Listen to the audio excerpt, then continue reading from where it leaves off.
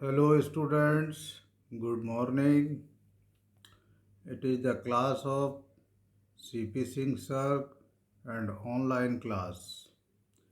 Okay, and the date is 30th October. In my this class, today we will discuss exercise 12.3 class 10th mathematics and the lesson is area related to circle. हमारी इस class में आज हम exercise 12.3 के question सीखेंगे और उनसे related जो भी जानकारियाँ होंगी ज़रूरी I means previous information may be from class 9th class 8th उनको भी एक्सप्लेन करेंगे और जो भी फार्मूला यूज होंगे उनको भी वन बाय वन आप लोगों को बताएंगे। सो प्लीज़ आप ध्यान से सीखिए। अगर आप मन लगा के सीखेंगे तो आपको बिल्कुल क्लास वाली फीलिंग आएगी, क्योंकि हमारे आज के स्टूडेंट्स इस लॉकडाउन की वजह से उनकी पढ़ाई में बड़ी प्रॉब्लम आ रही है। ओके, बस आपसे एक एडवाइस है, रिक्वेस्ट है कि जब इस क्लास के क्वेश्चंस को देखें, इस वीडियो को देखें, समझें, तो अपनी बुक एनसीईआरटी की ओपन कर लें, क्योंकि हम क्वेश्चंस के नंबर लिखेंगे और उनको एक्सप्लेन करेंगे। सॉल्यूशंस क्वेश्चंस नहीं बताएंगे आपको। आई मीन स्क्रीन पर आपको पूरा क्वेश्चन नहीं दिखेगा। अगर आप ऐसा कर लेंगे और उसके बाद आप इनको अपने रजिस्टर में कर लेंगे तो आपको बिल्कुल, दिस इज़ माय प्रॉमिस, आपको बिल्कुल क्लास की फीलिंग आएगी और आपकी स्टडी में किसी तरह की कमी नहीं आएगी। Thank you. चलिए आइए एक्सप्लेन करते हैं, सॉल्व करते हैं। तो देखिए, this is question number 1। Question number 1,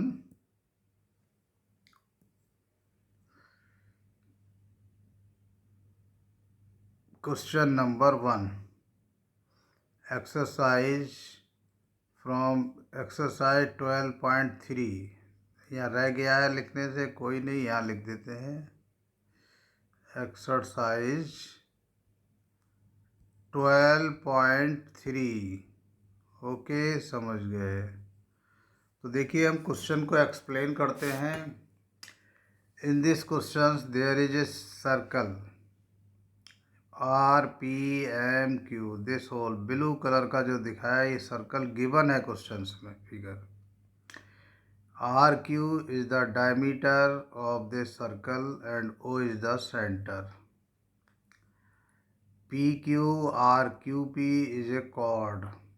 Okay, length of PQ की लेंथ, आई मीन ये पूरी लेंथ गिवन है 24 सेंटीमीटर और PR की length, this length is given as 7 centimetre. And in this question we have to calculate area of the shaded part. ये जो हमने shade कर रखा है, आई मीन PMQ, और भी इसमें दिखा सकते हैं, या N शो कर दो, इससे पूरा क्लियर हो जाएगा। आई मीन हमें क्या फाइंड आउट करना है, area PMQN which is shaded, जिसको शेड किया गया है। ठीक है, आई मीन्स अगर हम ऐसे समझ लें तो ये जिसमें हमारा ये एरो स्वीप कर रहा है, दिस होल एरिया हमें फाइंड आउट करना है। तो आइए चलिए आपको प्लीज़ सॉल्व करते हैं, एक्सप्लेन करते हैं। देखिए, O is the centre, therefore RQ is the diameter, और फिर डायमीटर है तो ये जो ट्राइंगल बना RPQO, इसमें एंगल P 90 डिग्री का होगा, राइट एंगल। रीजन क्या है, ये डायमीटर है तो this whole is the semi circle, आधा सर्कल हो गया। और 9th क्लास में एक थ्योरम है, angle in a semi circle is 90 degree. Okay, angle in a semicircle is a right angle is of 90 degree. Okay, देखिए अब सॉल्यूशन हम इसका करते हैं। Okay, in figure In figure, RQ is diameter.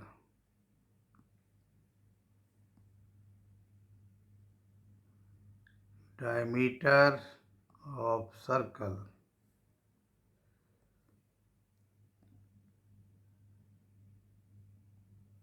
Therefore, RPMQ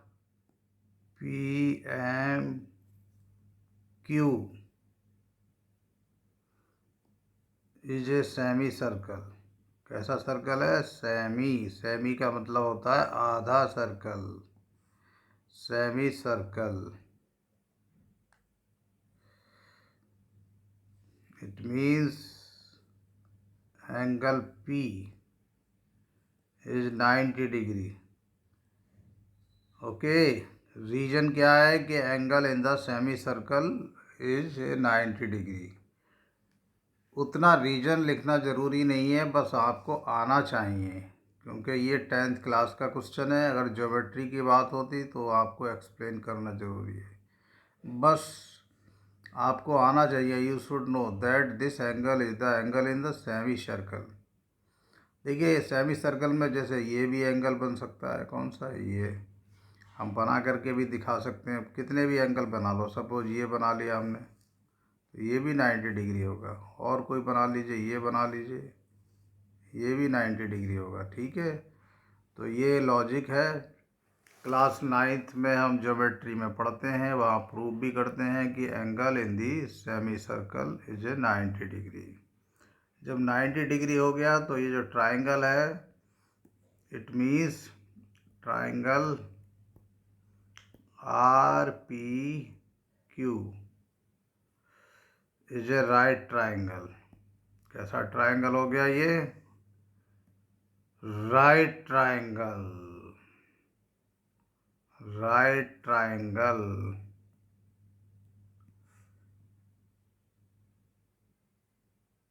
तो फिर right triangle है तो हम इसमें पाइथागोरस थ्योरम अप्लाई कर लेंगे। देयरफॉर अप्लाइंग, और पाइथागोरस थ्योरम सभी लोगों को आती है, फिर भी हम थोड़ा बताएंगे इसके बारे में। पाइथागोरस थ्योरम, ये तो बहुत ही पॉपुलर थ्योरम है। आप लोगों ने 8वीं में भी इसके बारे में जाना होगा। 9th में भी इसके बारे में समझा होगा, और अब फिर समझ रहे हैं 10th में।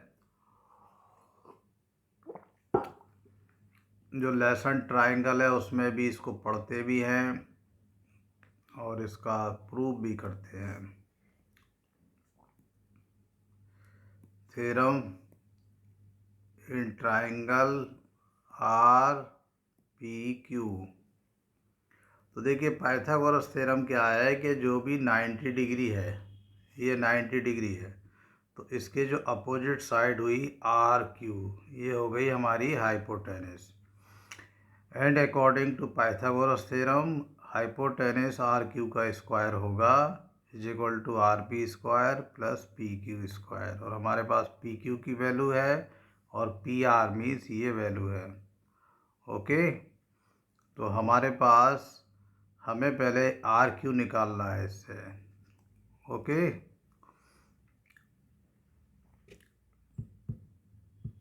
RQ का स्क्वायर, अब हम पाइथागोरस थ्योरम अप्लाई कर रहे हैं।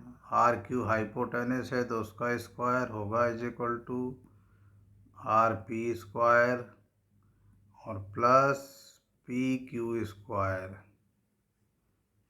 अब आपको इस क्वेश्चंस में जो RP है उसकी वैल्यू गिवन है, स्टार्टिंग में हमने लिख दी है। What is given, what is the value of RP? 24 square हो गया, एंड PQ की वैल्यू 7 है, तो 7 का स्क्वायर कर दिया हमने।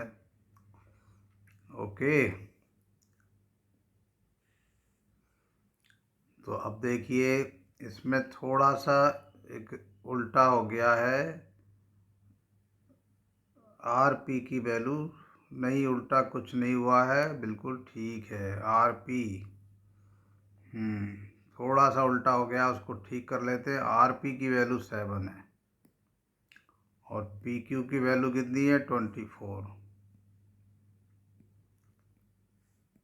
देखिए, this is R P square, तो आर पी की वैल्यू 7 है, तो आर पी का स्क्वायर है, तो ये 7 का स्क्वायर कर दिया, प्लस अपनी जगह पी क्यू की वैल्यू 24 है, this is P Q square, तो हमने पी क्यू का स्क्वायर कर दिया। अब आगे देखिए, आप लोगों से पूछेंगे, आप बताएंगे, क्योंकि आप लोगों ने बहुत कुछ सीख रखा है। 7 का स्क्वायर कितना होता है बताइए? 49। Okay, very good.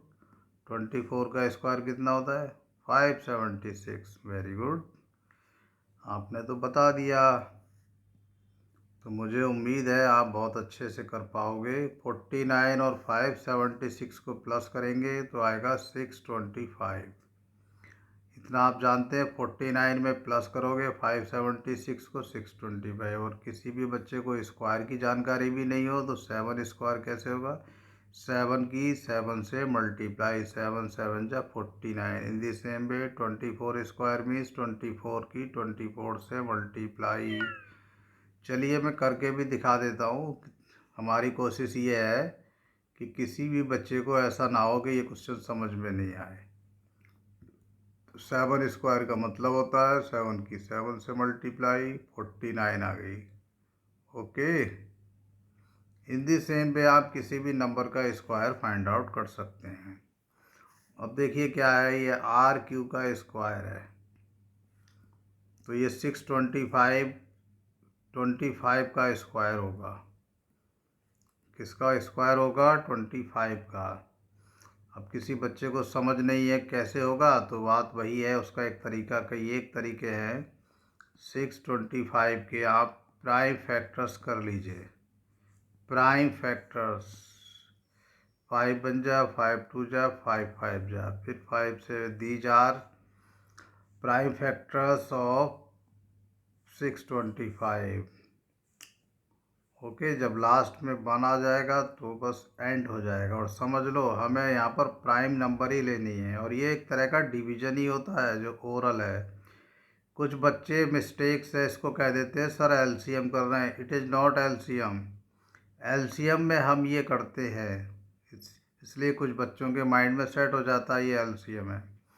एलसीएम कभी भी 2 या 2 से ज़्यादा नंबर का निकलता है, यहाँ पर ओनली 1 नंबर है। So this is known as prime factorization. मोटी भाषा में कह सकते हो टुकड़े कर रहे हैं। क्या कर रहे हैं? टुकड़े कर रहे हैं, प्राइम फैक्टर्स कर रहे हैं। तो देखिए यहाँ पर क्या हुआ, पेयर बनाते हैं इसका इसके साथ सेम नंबर का, तो पेयर में से एक यहाँ से आ जाएगा 5 और एक यहाँ से, और उनकी मल्टीप्लाई, तो मल्टीप्लाई कितनी आ जाएगी? 25। Therefore we can write 625 as square of 25। एक तरीका तो ये है। अब देखिए ये भी स्क्वायर है, ये भी स्क्वायर है, तो फिर पी क्यू आर क्यू किसके इक्वल होना चाहिए? 25 के। Okay good. तो आर क्यू की वैल्यू आ गई हमारे पास 25, और ये सेंटीमीटर में आएगी। और ये 25 क्या है? जैसे फिगर में हमने समझा रखा है, ये डायमीटर है। Therefore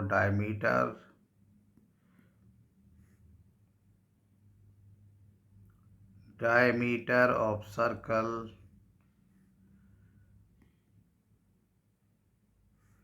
is equal to 25। Okay, अब डायमीटर हो जाएगा तो फिर रेडियस हो जाएगी। देयरफॉर रेडियस ओके, रेडियस को हिंदी में त्रिज्या कहते हैं।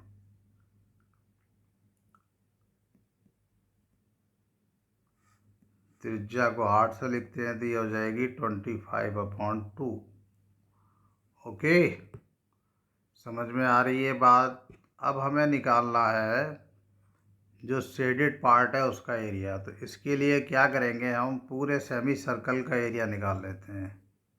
पहले एरिया ऑफ सेमी सर्कल,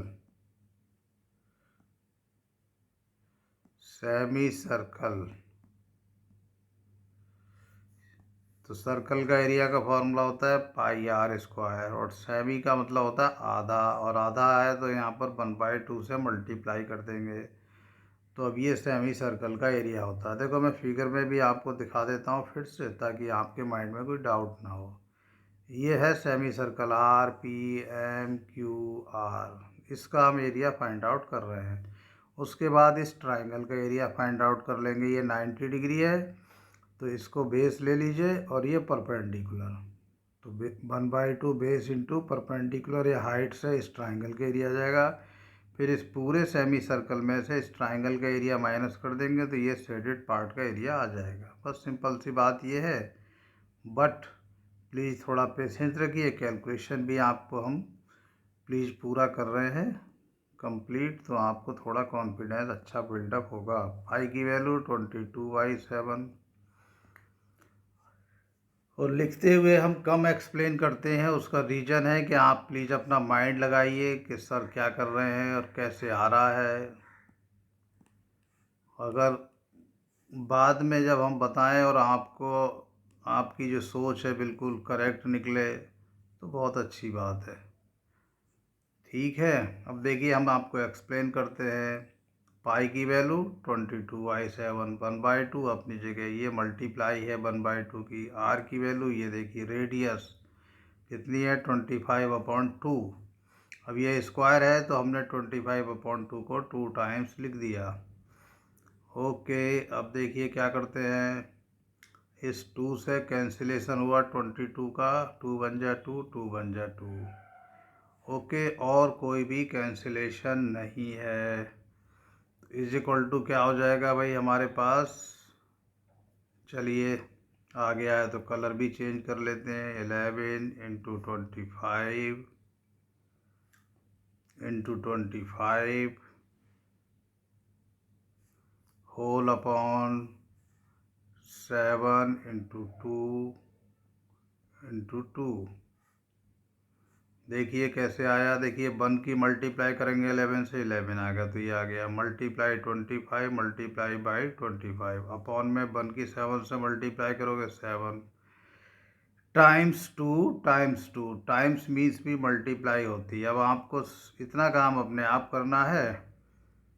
ठीक है, हमने कर रखा है कि 11 की 25 से, और फिर जो आंसर जैसे 25 की 25 से मल्टीप्लाई तो आपको पता ही है अभी हमने करा था 625, उसकी फिर 11 से मल्टीप्लाई कर देंगे। तो ये मल्टीप्लाई कितनी आएगी प्लीज़ आप ज़रूर करके देखें, क्योंकि एग्ज़ाम में आपको करनी पड़ेगी। अगर आप प्रैक्टिस नहीं करेंगे तो फिर एग्ज़ाम में कहीं ना कहीं मिस कर जाएंगे। अब देखिए डिनोमिनेटर में क्या है, 2 2 7, 2 की 2 से मल्टीप्लाई 4, फिर 4 जो आंसर आया इन दोनों का उसकी 7 से, 4 7 जा 28, और ये एरिया है, और हमारे पास रेडियस है सेंटीमीटर में, तो इसमें हम एरिया का यूनिट लिख देंगे सेंटीमीटर स्क्वायर। क्लियर हुआ। अब हम ट्राइंगल का एरिया निकालेंगे। कौन से ट्राइंगल का, R P Q, area of triangle R P Q. Triangle के एरिया का फॉर्मूला होता है 1/2 multiplied base into height. Height को आल्टीट्यूड भी कह सकते हैं, दोनों ठीक है। तो देखिए इस ट्राइंगल में हमारा जो बेस है, बेस को हम ले लेंगे पी क्यू, और ये आपस में मल्टीप्लाई है, और हाइट आ जाएगी फिर हमारी आर पी। इसमें एक बात ध्यान समझ लीजिए यहाँ पर, क्योंकि बच्चों में कन्फ्यूजन होती है। बहुत आसान है, ये देखिए राइट ट्राइंगल है तो ये एंगल 90 डिग्री, तो 90 डिग्री का एंगल बनाने वाली साइड कौन हुई, आर पी और पी क्यू। तो इनमें किसी को इसको अगर बेस ले लिया तो ये हाइट हो जाएगी, क्योंकि 90 डिग्री है तो परपेंडिकुलर हुआ इसलिए ये हाइट हो गई। आप बेस आर पी लेंगे तो फिर पी क्यू परपेंडिकुलर हो जाएगा। ओके, यही हम कर रहे हैं। और प्लीज़ अब आप देखिए कैलकुलेशन जो बाकी रहती है, is equal to 1/2। P Q की वैल्यू है हमारे पास, पी क्यू की वैल्यू हमारे पास कितनी है भाई? 24 है पी क्यू की वैल्यू। पी क्यू की वैल्यू 24 है तो हमने लिख दिया 24। और आर पी की वैल्यू है 7। कितनी गिवन है क्वेश्चन में? 7।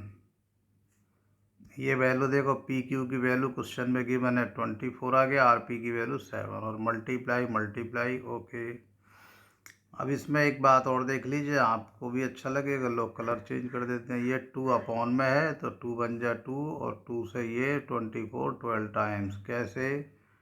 2 1 जा 2, 2 1 जा 2 और 2 2 जा 4।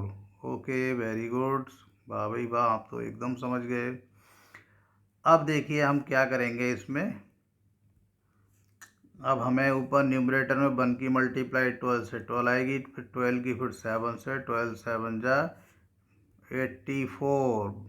हिंदी में समझ लो 12 सत्ते 84। और अपॉन में क्या है? 1। अपॉन का मतलब 1 से डिवाइड करेंगे 84 को तो 84 ही रहेगा। तो लिखने में कोई ज़रूरी नहीं है टाइम वेस्ट करें, बस ये आ गया। तो ये किसका है? ट्राइंगल का एरिया है। अब आपको क्या करना है? अब area of the shaded part निकालना है।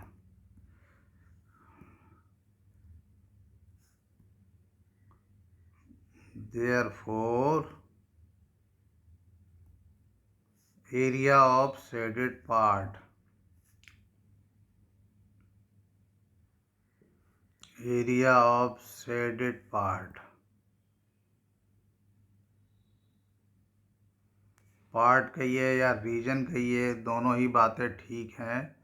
जैसा क्वेश्चन में बोला होता है उसी टाइप से लिख देते हैं, ज़्यादा दिमाग की ज़रूरत नहीं होती इसमें। क्वेश्चन को ठीक से पढ़ेंगे तो स्टेटमेंट लिखने में कोई प्रॉब्लम नहीं होगी।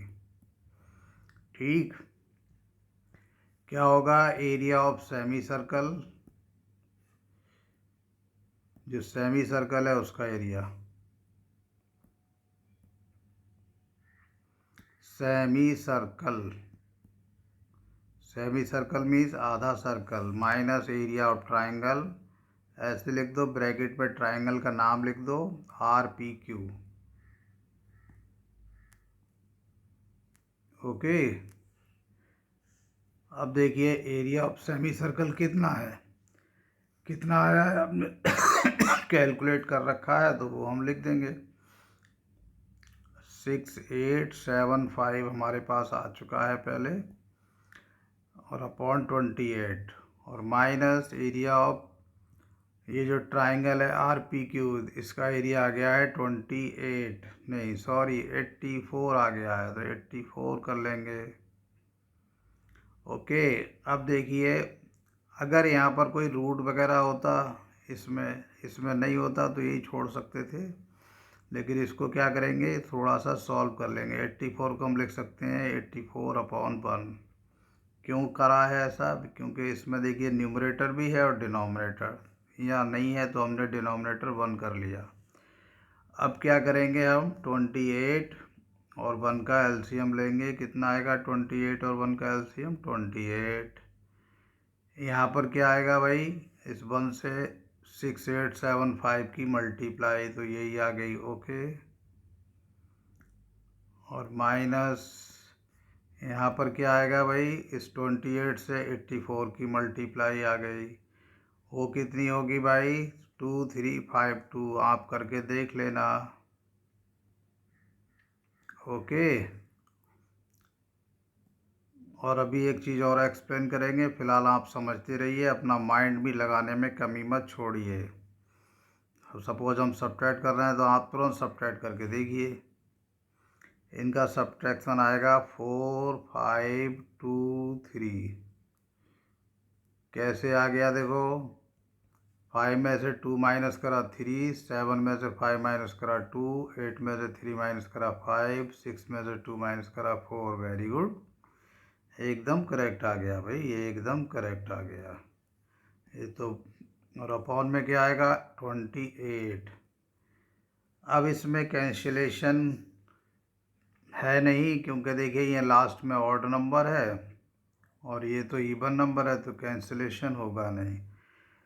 आप इसमें अधिक से अधिक क्या कर सकते हैं, 28 से 4523 को डिवाइड करेंगे और डेसिमल के 2 प्लेस तक आंसर लिख देंगे, वो आप यहाँ पर लिख देंगे और फिर आंसर आपका आ जाएगा। और यूनिट ज़रूर लिखेंगे, 70 मीटर स्क्वायर। अगर आप यूनिट नहीं लिखेंगे तो आपके 4 मार्क्स में आधा मार्क्स कट जाएगा, 3 में भी आधा कटेगा। और अगर 1 मार्क्स का क्वेश्चन है जिसमें केवल आंसर देना होता है तो उसमें 0 मिल जाएगा आपको, क्योंकि 1 मार्क्स के वो क्वेश्चन जैसे कि MCQ हैं या कुछ और हैं जिनमें केवल आंसर ज़रूरी होता है, तो वहाँ पर अगर यूनिट भी गलत हो गया तो 0 मिल जाएगा। So please be conscious always about writing the unit. तो क्या करना है आपको, 4523 को 28 से डिवाइड करना है। अदरवाइज आप एक बात और भी सीख लो, अगर टाइम की दिक्कत हो एग्ज़ाम में तो इस लेसन में स्पेशली अगर ये कैंसिलेशन हो नहीं रहा है तो आप यहीं छोड़ दीजिए और यहाँ यूनिट लिख दीजिए और आंसर हो जाएगा। ओके, चलिए, थैंक यू। और ये बहुत बहुत सुबह का समय है और मुझे बड़ी खुशी हो रही है कि आज हम सुबह सुबह मैथ्स की क्लास का एक क्वेश्चन सॉल्व कर रहे हैं और हमारे बच्चों को फ़िलहाल इस क्वेश्चन के माध्यम से वेरी गुड मॉर्निंग। और इसको आप समझेंगे, उसके बाद प्लीज़ रजिस्टर में करें, चाहे वीडियो को पॉज करके करें, चाहे स्लो मोशन में करके करें, और ज़रूर करें। तो मुझे उम्मीद है ये भी समझ में आएगा क्वेश्चंस, और कई क्वेश्चंस में इससे आपको हेल्प मिलेगी। Okay, thank you.